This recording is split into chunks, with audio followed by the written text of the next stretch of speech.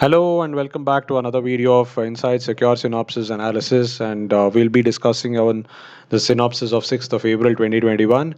And one of my subscriber did ask me to explain the question and answers instead of just reading it out. So I'll make sure that I do meet your expectations in this video. So the first the thing is.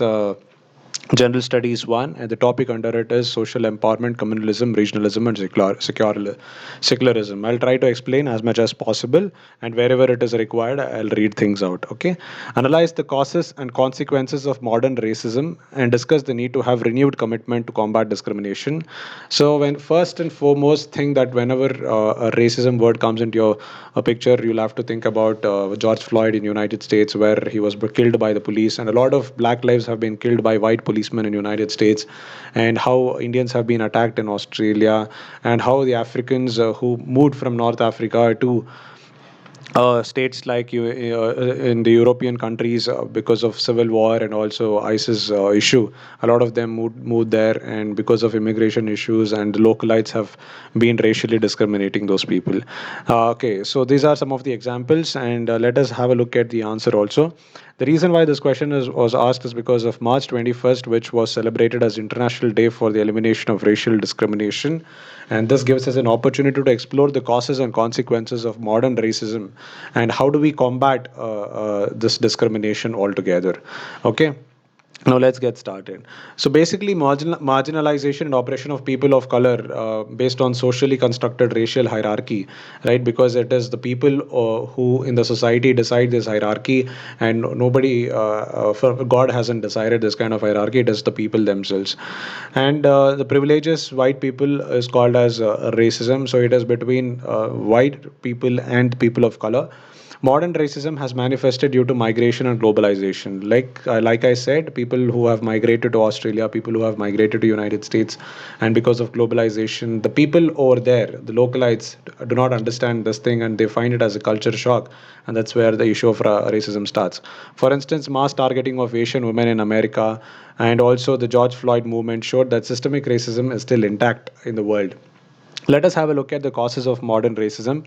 The first and foremost thing is anonymity of the internet, which has basically allowed people to, express their inner feelings of racism. They can create a fake account and still come onto the Twitter or Facebook and throw some barbs on people of color, right? And the onset of the pandemic also has created a lot of hate against communities, and this has increased by 200% in US against Asians. Even in India and Sri Lanka, minority groups were actually targeted. There was this view that Muslims were spreading a lot of this coronavirus because of the way they eat and all of those things. And structural forms of discrimination, including microaggressions and everyday indignities, remain widespread. The use of new technologies and artificial intelligence, because these technologies actually body scan an individual, and it tries to segregate those people, and this is called as techno racism. And this facial recognition programs can misidentify a person and also target racialized communities. One such example is when a person, Uber driver who visited uh, Tirupati recently, he actually took the hair off from his head, and the Uber car did not recognize because of the facial lock that he had. So these kind of technologies also discriminate against people. The consequences of racism, which means what will happen if the racism exists. So this kind of prejudiced attitudes and discriminatory acts, they actually aggravate the existing inequalities in society. Already there are a lot of inequalities in society in terms of rich and poor, or accessibility of resources. On top of this, if racism also exists, then attitudes and discriminatory acts will aggravate these kind of things. And there was also a study by Lancet which drew attention to social dimension of COVID-19 pandemic, and this actually drew a greater vulnerability of ethnic minorities who have been disproportionately affected. So it is said that the ethnic minorities are mostly affected. And World Health Organization, which has cautioned the use of new technologies and artificial intelligence for profiling and stigmatizing communities that can lead to fear. right? And women and girls also carry a double burden of being exposed to racial and gender based prejudices. Already gender based restrictions are already on women and girls. On top of that, if racial discrimination also starts, then it becomes very difficult for them to live in our society, and inequality will increase day by day. How do we combat this discrimination and racist tendencies? So there was an UNESCO's headquarters in Paris, which hosted a global forum against racism and discrimination on March 22, 2021, which was in partnership with Republic of Korea. And this forum gathered policymakers, academics, and partners to initiate a new multi-stakeholder partnership on anti-racism. Because this cannot be handled only by one single country, but multi-countries have to come together to handle this. Because if people move from Korea to America, they shouldn't face any issues, and only if multi-stakeholder approach is required for this. The new proposed roadmap to tolerance calls for a multi-sectoral effort. So a multi-sectoral effort is needed to address this root causes of racism. Role of education is also will play a crucial role in providing space for young people to understand the processes and learn from the past. That is, history will give us an opportunity to understand that everybody is same. It's just that because of geographies, our colors are different. Through new approaches, that is intercultural dialogue and learning, youth and communities can be equipped with skills to eradicate harmful stereotypes. For example, India can spread its yoga to a lot of countries, and International Day of Yoga has also created that soft approach. And this intercultural movement can actually help people understand that everybody are same, and everybody are humans of planet Earth and should not be discriminated. So this kind of intercultural dialogue is also important. International Coalition of Inclusive and Sustainable Cities provides an additional platform for city level planning, because at the grassroots level, a lot of if the problem is addressed, most of the big problems can be addressed as soon as possible, and that will become a laboratory for good practices in the fight against racism. So instead of having big speeches by the prime minister in the parliament level, the city level planning will help us combat racism even in a much faster way. Because 2 years back in Bangalore, when there was this rumor which spread that northeast people would be targeted in Bangalore. A lot of them left Bangalore and went back to their homes, and that created a lot of chaos. So city level planning at the municipality level is very important to combat racism. How do we conclude this? Recent and new manifestations of racism and discrimination call for renewed commitments to mobilize for inequality, for equalities, right? So there should be a renewed commitment. Racism will not be overcome with mere professions of good faith, but must be combated with anti-racist action. A global culture of tolerance, equality, and anti discrimination is built first and foremost in the minds of women and men. So, we need not just good faith but also anti racist action. We need renewed commitments to mobilize for equality. Next topic is on social empowerment. The question under this is, along with providing salary to housework, which was recently acknowledged by political parties, there is a need to address the larger issues related to women's employment. And we'll have to comment this and write in 250 words. So recently, a party called as Makkal Needhi Mayam of Tamil Nadu had announced that we will be giving salary to house workers, that is especially women who are employed at home doing informal jobs and supporting the formal economy where their husbands go and work. So how do we address this was the larger questions, because almost 50% of women stay back at home and work for their house, and provide all the necessary things for their kids and their husband who go out and work, right? So that is the one of the most important thing, and recognize it as women's employment. And if this work can also be taken into consideration for calculating GDP, our India's GDP will be much higher than what it actually today is, because a women's work can also be put into gross domestic product, where some amount of production is happening. Right, so let us have a look at the answer that is given here. So, women bear the brunt of maximum unpaid work, like we just discussed. So, India particularly is a country where this phenomenon is at its worst, with women putting in almost 352 minutes a day, while men put only 51 minutes. So, women have, exponentially been working at home, and they do not have any retirement age like how a man has when he goes out and works. Even if a woman or our mothers are 60 years old or 65 years old, they still continue to do their housework, and this keeps on going for the rest of the life. So this is when the four states and union territory of Puducherry are heading to elections, and housework and recognizing those who do it have become topics of public discourse.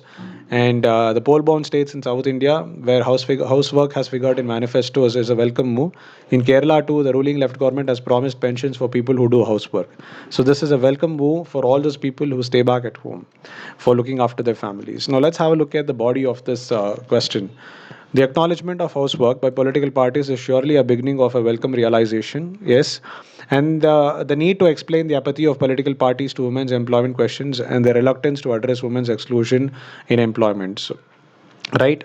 But there is a need to actually explain why women have been excluded from employment and do the housework. So it's not just giving money to them, but also political parties should make a play way wherein housework should not be encouraged by paying them money, but also to provide them alternative way of employment. Let's have a look at the larger issues of women's employment and labor force participation. Workforce participation of women has been declining even before the pandemic. Labor force participation rate is just 23%. The data and field reports during pandemic indicate a worsening of women's employment. Most of them have lost their jobs, and their rates have been falling to 11% against 71% for men, as per the CMIE data. So decline is biased towards urban areas, with the rate falling to 6.9%. The female for fall in female employment is a matter of critical concern, but has not received the required attention from political parties. The volunteer workers such as Ashas, Anganwadi volunteers and other scheme workers, though a part of the state machinery, are not even acknowledged as workers and are denied all labor rights, right? Because they don't have any labor rights that protects them from the for work that they do. Paid domestic work is another sector which has for long been neglected from the perspective of labor laws, because this is not taken into consideration. It is not even counted as GDP in the overall production in the country. So in India, as per PLFS 2018-2019, there are considerable wage differentials between male and female workers, be it casual or regular wage work. Not just in corporate, but also even at construction site, women are paid lesser than the men. It is true that women are never free from housework, even when they are engaged as paid workers and primary breadwinners. And unpaid work, housework impacts women's participation and nature of paid work. Let's have a look at the measures that are needed to improve women's employment. What we need to do is we need to bring behavioral change amongst the households, and this can be changed if more women are given leadership positions. Most of the women are not even given managerial positions, and they just work as a mere employees in corporates. So if leadership positions are given, more and more women will be encouraged to take up these jobs. There is also a need to invest significantly in the care economy and social protection, and this has to be redefined in the gross domestic product to make work in the home visible and counted. There is a need to remove barriers to women's full inclusion in the economy, including through access to the labor market, property rights, and targeted credit and investments. Women-oriented government initiatives such as Beti Bachao, Beti Padhao, knowledge involvement in research advancement through nurturing scheme, which is called as the Kiran scheme. This represents steps in the right direction. So if you want to give some examples in the question, you can give these two: Beti Bachao, Beti Padhao, and also knowledge involvement and research advancement through nurturing. India should enact an emergency response plan to address this violence against women and girls and follow through with funding policies and political will to end this scourge. So an emergency response plan is needed. Initiatives such as Beti Bachao, Beti Padhao should be taken in the right earnest. Women have to be fully included in the economy. They will begin property rights, labor market, and targeted credit and investments. Right. So in conclusion, addressing exclusionary and discriminatory tendencies in the labor market is surely a way to redefine the labor of women. And this also need to be given the required attention. World Bank noted that no country can develop and achieve its full potential if half of its population is locked in non-remunerative, less productive, and non-economic activities. Right. So 50% of the population on planet Earth is women, and if they are doing unpaid work, then there is no point in calculating. Therefore, in a country where young women's education is now at par with men's, ignoring that half of the population isn't particularly participating equally in the economy means we are missing out on innovation into entrepreneurship and productive gains. Let us go to the next topic under general studies 2: welfare schemes for vulnerable sections of the population by the center and states, and the performance of these schemes, mechanisms, laws, institutions, and bodies constituted for the protection and betterment of these vulnerable sections. So our next question will be under this topic, which is on the welfare schemes. Explain the salient features of national policy of rare disease to 2021. How do you think it is a way forward ensuring citizens' well-being in the country? So this is a question for 250 words, and this article appeared in the Hindu. A lot of people get involved in a lot of diseases, and those diseases have a proper cure, and tablets are also available in the market. But there are certain diseases where there is no proper treatment because that disease is not widespread, and there are not proper tablets also available for them. So these people tend to have serious consequences whenever they face it, and eventually they lose their life. And if that person is a breadwinner in a family, then the family will go into poverty, right? So this article talks about the national policy for rare diseases of 2021, and let's have a look at the provisions under it. The first and foremost thing is the introduction. Let's have a look at it.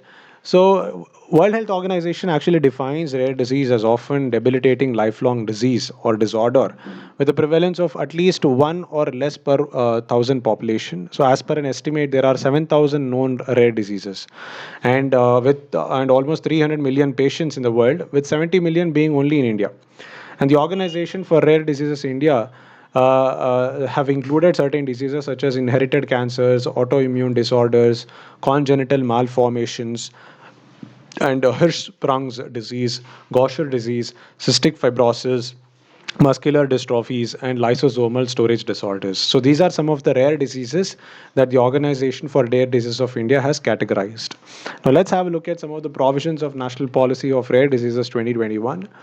This rare diseases policy aims actually to lower the high cost of treatment for rare diseases with increased focus on indigenous research with the help of national consortium to be set up with the Department of Health Research, Ministry of Health and Family Welfare as convener, which means there will be more emphasis on indigenous research and not being relied on research of the United States and European countries. There will be increased focus on research and development and local production of medicines, which will cost lower and help people who are facing those diseases. National hospital-based registry of rare diseases will be created, wherein the data will be accumulated about all these things that are happening in India. And policy also focuses on early screening. So there will be centers and district early intervention centers will be set up, and counseling will also be given to high risk patients. Screening will also be supported by Nidan Kendras set up by Department of Biotechnology. A policy also aims to strengthen tertiary healthcare facilities for prevention and treatment of rare diseases. So tertiary is nothing but the ones that are in cities, the big hospitals in cities. Government says that we will be equipping these healthcare facilities also, and treatment of rare diseases through designating 8 health facilities as center of excellence, and this will be given a financial support of 5 crore rupees for upgradation and diagnostics facilities. The financial support of up to 20 lakhs will be given under the umbrella scheme of Rashtriya Arogya Nidhi, and this is a one-time treatment giveaway because these listed diseases listed under Group 1 in the rare disease policy.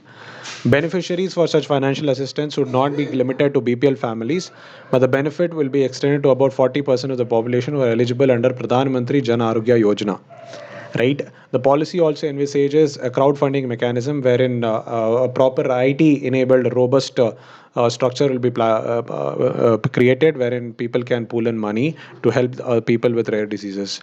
Funds so collected will be utilized by centers of excellence for treatment of all 3 categories of rare diseases as first charge, and then balance financial resources could also be used for research. What is the significance of the policy? The field of rare diseases is complex and heterogeneous, right? Because there is no proper treatment for it, and even if it is there, it is quite costly. The landscape of rare diseases is constantly changing as there are new rare diseases being added every now and then.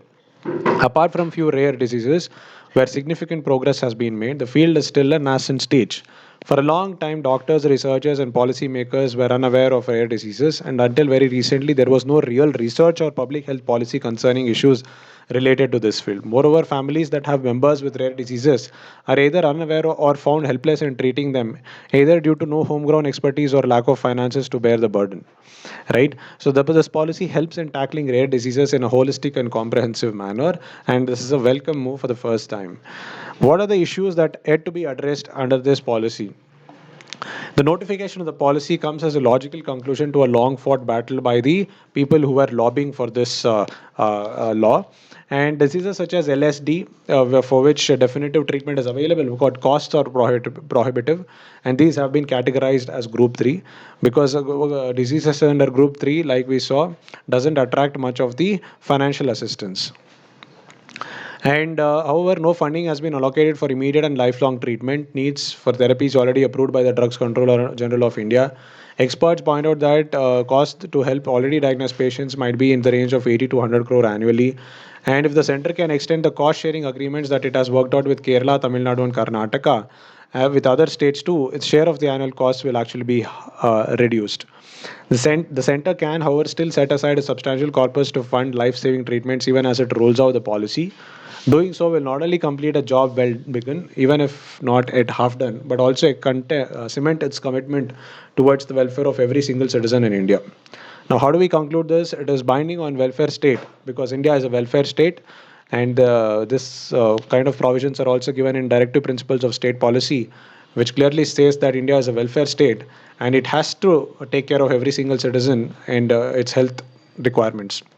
Securing the well-being of everyone is very much needed because only a healthy population can work and produce goods in the country, and only when we produce goods in the country our GDP will increase and we can increase our per capita income also. So health is very important irrespective whether it is a critical disease or a rare disease. Health has to be maintained as much as possible for a healthy population and for a better Indian economy, because India is also planning to have a $5 trillion economy. So this is very important. India cannot ignore health, and that is why it has been making so much of investments in terms of producing vaccines for coronavirus.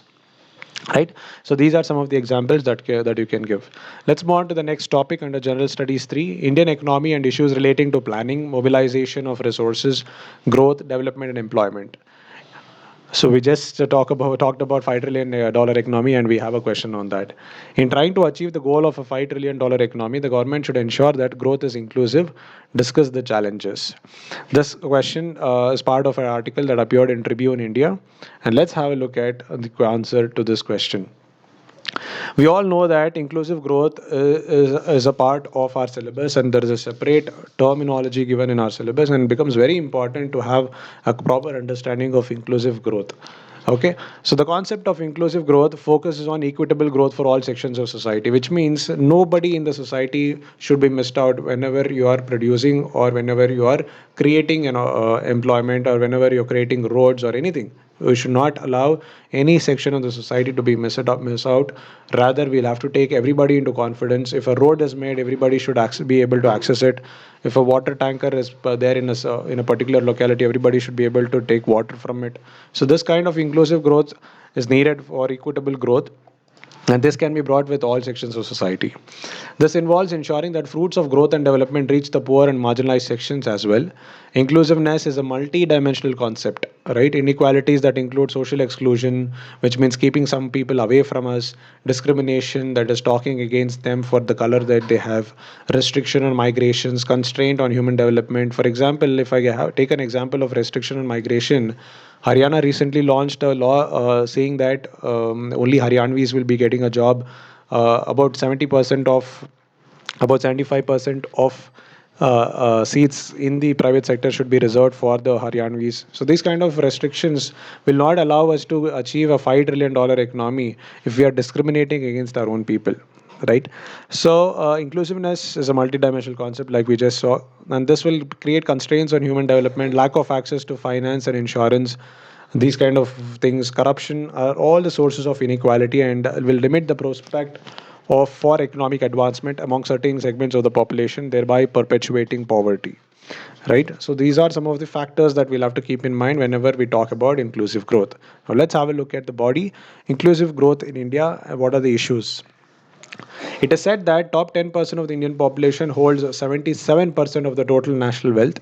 73% of the wealth generated in 2017 went to the richest 1%, while 67 million Indians, who comprise the poorest half of the population, saw only a 1% increase in their wealth. Look at the kind of disparity in India, even though India is an equal society.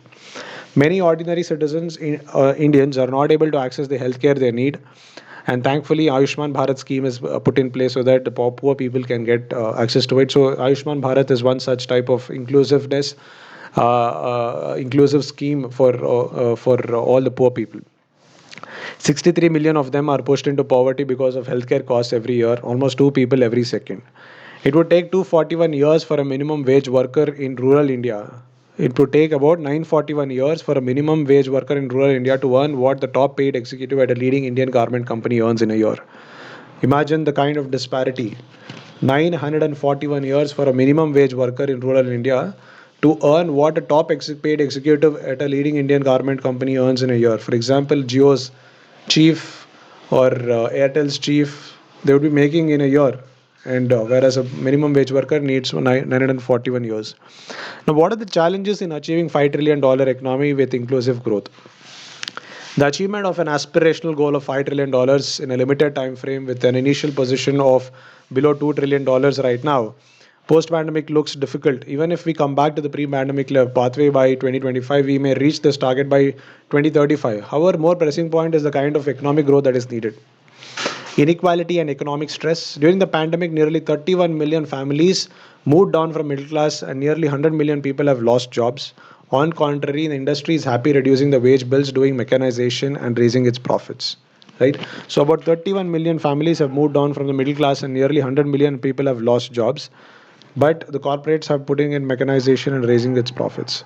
MSMEs and job creation dwindling. The industries that are most likely to create employment, that is medium and small industries, are going down under and the large ones which do not create employment are the ones that will get 6% productivity linked incentive from the tax paid by the average taxpayers.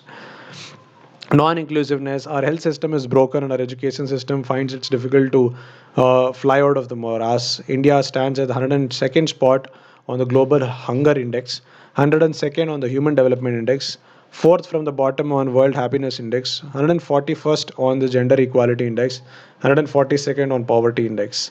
So any index you take, India is more than 100 ranks. The GDP can jump to $5 trillion if the GNP per capita increases by $2,000. But how this $2,000 per capita goes and to whom it goes matters.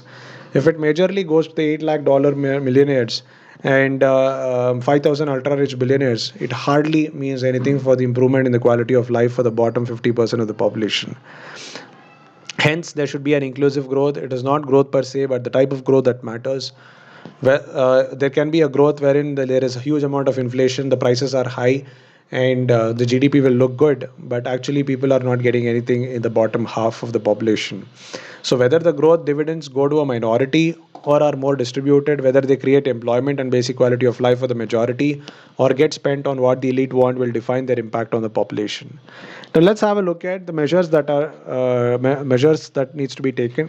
First and foremost thing is lowering the incidence of poverty and inequality requires a comprehensive strategy. Some of the strategies like giving out money to farmers, 6,000 rupees per year, giving out, and Congress's Nyay scheme, wherein it is promising about 72,000 per year to poor families. So these kind of money in the hands of the people will allow them to consume.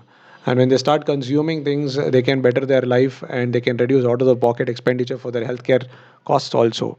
So important steps need to be taken like framing policies to improve health, nutrition and education. One such example is Ayushman Bharat and Poshan Abhiyan for nutrition and education. National policy on education has also been released. Labor market reforms and reforms of direct taxation will have redistributive effects on the system. Schemes like National Rural Employment Guarantee Scheme, which is also called as Manrega, that provide 100 days or more of employment at a wage determined by government are already in progress, but there is a need to check the cost effectiveness of these schemes, right? Reforms to plug the leakages in the PDS, which will save a lot of food. Introduction of GPS tracking, activating vigilance committees must be undertaken across the country. Research needs to be carried out by government agencies to document the best practices in the implementation of government schemes.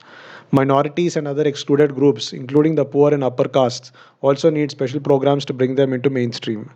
Now let's conclude the answer. Instead of the governments either trying to do distribution, if at all they do it poorly, or waiting for trickle down, which is mostly proved to be a myth. It is better they strategize growth and development where all three essential objectives of development are met. And the government of India is doing things in the right direction by giving out money through direct benefit transfers. There was a time when Rajiv Gandhi had said that if I give 5 rupees Hardly about 0.5 paise will reach the poor people. The rest of the money is taken away by commission agents. So these direct benefit transfers will enable giving out money directly to the people in the ground, and this money will be paid in full, and there is no commission in between. So that's a welcome move, actually. Now let's move on to the next topic, that is conservation, environmental pollution and degradation, environmental impact assessment. So under this, there is a question called examine the new challenges and strategies on water and its management on account of climate change, right? So we have to find out new challenges and strategies on water management because of this climate change, because climate change can increase the amount of water that is available or decrease it extremely, because there are places which never received water or rainfall have started raining in those places. Example, a place in South America, in a place called Atacama Desert. I think it's Atacama Desert, where pink flowers started coming to picture because of rainfall in that desert, and and even in North Karnataka and also in parts of northern Rajasthan where there is a lot of desert areas, rainfall did occur last year. So there is a shift in rainfall, and those places which hitherto had rainfall in those places are missing out on rainfall. So some places which were wet back then will now become dry, and those which are dry become wet. So how do we manage this water? Is the question, is the ask here, and as civil servants aspirants, we should know how to address this. So resources, especially water and biodiversity, determine the economy of an area. If there is good water, there will be good health, and people can work accordingly. If there is biodiversity, which means fruits and vegetables are well available, and all species are living together in a very proper way, then all these will be dependent on the economy, and it will determine the economy of an area. So that is why a lot of investments are made on water and biodiversity conservation, like national parks, wildlife sanctuaries, Jal Jeevan Mission, and all of those things. With judicious utilization of these resources, a country can sustain the resources for future generations. Niti Aayog, in its CWMI Composite Water Management Index report, noted that India is undergoing the worst water crisis in its history, and nearly 600 million people are facing high to extreme water stress. Right? So let's have a look at the challenges of water on account of climate change. We all know that water and weather, the delicate balance between evaporation and precipitation, is the primary cycle through which climate change is felt. As our climate changes, droughts, floods, melting glaciers, sea level rise, and storms intensify or alter, often with severe consequences. Example, more tropical cyclones in Arabian Sea, like cyclone Nisarga. Right, intensity of cyclones has increased. Kerala is battling with these kind of cyclones. When disasters hit, they can destroy or contaminate entire water supplies. Now let's say there is a sump in your house, and there is huge amount of rain, and this rain enters your house, it floods the place, and this water enters the drinking water area and spoils everything, and this can lead to diseases like cholera and typhoid, which directly affects children, and because they are particularly vulnerable. Rising temperatures can lead to deadly pathogens in freshwater sources, making it dangerous for people to drink. Climate change exacerbates water stress, areas of extremely limited water resources leading to increased competition for water and even conflict.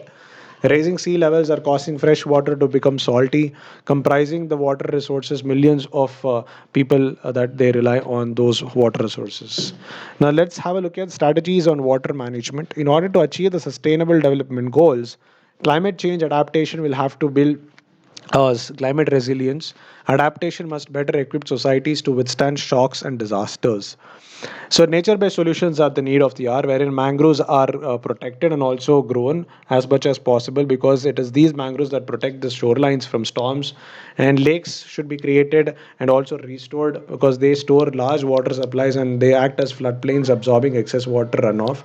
So, wetlands are places that you should never go ahead and construct your buildings over there. Putting adaptive integrated water resources management at the center of planning and investment for climate change adaptation. Efforts has to be made to reduce greenhouse gas emissions also depend that also depend on access to reliable water resources, as all mitigation actions need water to succeed. Expansion of rainwater harvesting to improve rainfed cultivation and groundwater recharge. Rainwater harvesting should be made compulsory in every household. Removal of invasive non-native vegetation from riparian areas. Improvement of water use efficiency by water recycling, spread of drought resistant crops, and improved management of irrigated agriculture. Example, We'll have to change the cropping calendar and also the crop mix. Right now, most of the places grow only rice and wheat. We'll have to encourage people to cultivate millets, and these kind of things. And irrigation method has also to be changed. Drip irrigation should be encouraged and expanded, and the repair and maintenance of irrigation infrastructure also has to be taken care of. Let's conclude this question. Water crisis driven by climate change has compelled us to augment water availability by harvesting every drop of rainwater. We need to use it much more efficiently so that every drop of that rainwater is valued in the water we eat or water we flush, and ensure that every drop of that used water is reused and recycled and not degraded by pollution. Once water gets spoiled, we cannot even take a drop of that water. So it's very important to keep the water clean, keep the save water, respect water, just like how we respect God. Challenges to internal security through communication networks, role of media and social networking sites in internal security challenges, basics of cyber security, money laundering and its prevention. The reason why this question is asked because of the recent Moist attack on the Indian security establishment, and this specifically targets gender injustices and how women are mostly employed in these Mao areas. So let's read out the question and also the answer. Addressing the gender injustices that motivate many to join Moist cadres can help the Indian state contain this insurgency, critically examine. So this article basically explains that addressing the gender injustices that motivate many to join Moist cadres can help the Indian state contain this insurgency, and this article appeared in a newspaper called as Live Mint. Okay, now let's have a look at the answer to this question. It is said that about 60% of moist cadres contain females, and the remaining 40% are male, and they all occupy all operational and tactical positions that are responsible for sustaining the moist rebellion in India. Because women can be utilized to actually talk to tribal people, villagers, and they can be used as proper communication networks, because a lot of people fall for them or tend to believe these women. And will do a great job when they are completely affected by gender injustices, because when they are affected by these gender injustices in their mainstream life, they tend to go to the moist cadres and they get trained to fight against the state establishment for a proper and equitable gender justice. Okay, for a security threat constituting such a sizable number of female combatants, embracing the women question should be central to conflict resolution. Very, very important topic, and very, very surprising fact over here. The umbrella grievance of women in the movement is that of gender inequality, which worsens problems of sexual assault, police brutality, atrocities against scheduled caste and tribe communities, and economic inequality. So these are some of the grievances of women, and it is because of these grievances, such as sexual assault, that women are attracted to these moist cadres. The rise of women cadres in left-wing extremisms, and let us have a look at the reasons behind it. Many ex-Maoist women like Krishna Bandopadhyay admit Maoism's appeal was rooted in its commitment to women's rights. The demand for gender equality is so potent that male Maoists themselves cannot escape it. In one instance, female combatants compelled the CPI Marxist Leninists to admit its own patriarchal failings within the party and the overall insurgency. That is the kind of power that women hold in these camps. The most gender motivator distinguishing female experience is sexual assault. Crimes against women are more rampant in moist affected areas than in any part of the country. Right, female are treated in a very bad condition in tribal areas, because it is these areas where moist actually reside, and these are moist affected areas. For example, Dantewada and all of these places. Security personnel are known to use body searches, casual molestation, custodial rape, torture, threats of harm upon loved ones. All these has aggravated the cause of this women gender injustices. National Crime Records Bureau data shows that Andhra Pradesh, Chhattisgarh, Jharkhand, Madhya Pradesh, and Odisha alone registered around 84,000 crimes against women in 2019, and this shows the need for Moist to take up this cause and fight it out to the state establishment, because the state is not doing anything to contain these 84,938 crimes. Women face sexual harassment from the state as well as insurgents with no avenues to seek justice. And even if they go move the court, it will take almost 20 years to find justice. So that is why they tend to harm people to find justice. And they may find it nearly impossible to even register a first information report with the police. Evidently, police brutality and impunity pushes women towards Maoism, creating a cycle of violence Therefore, many women perceive Maoism as relief from poverty and unemployment. Now, how do we address gender injustices and fight against left wing extremism? Despite sustaining the uprising, female Maoists are rarely at the table during peace talks and ceasefire negotiations. And that is why, again, women are being ignored here. And even during the peace talks, they are not taken into consideration. So, obviously, they are not going to leave the fight. Even within the ranks, they face sexual assault and gender division of roles such as cooking, cleaning, and nursing. Boys are not immune to patriarchal attitudes and behavior, suggesting a scope for the state to re enter the discourse through effective gender sensitive policies that offer women of the region a better alternative than joining the cadres. The need of the hour is for the state to adequately address women's ground realities in the region that push them towards radicalization. The cadre's patriarchal setup doesn't excuse the state's own failings on gender equality. Female Mois continue to outnumber men, with fresh reports suggesting numbers as high as 70% of their cadre strength.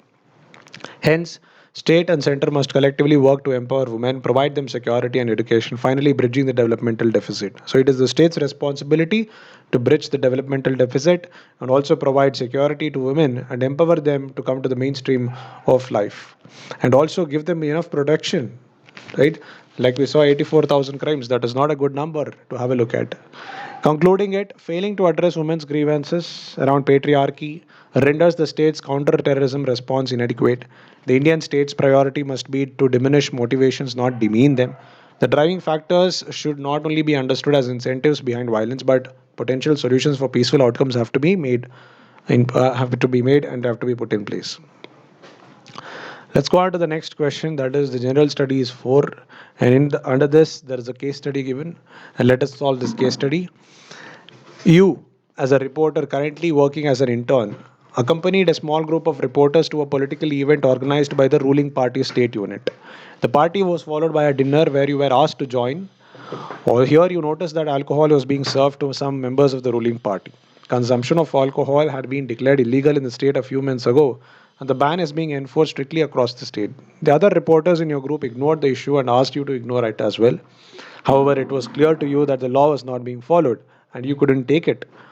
Now here you need to identify the issues involved in the scenario. What are your duties in such a scenario? What course of action would you follow and why? Okay. Now let's have a look at the answer to this question. So this case basically involves both ethical journalism and ethical conscience of young reporter who is asked to blatantly lie and hide a grave violation of rules. So it's not just journalism but also a personal conscience that a person has, that if a law is being broken, you cannot keep quiet. So even though you have not I have not done journalism, but whenever traffic rules are broken or some traffic cop asks for excuse me, for some money, you cannot actually give it out like that because your conscience, your personal inner feeling doesn't allow you to do so.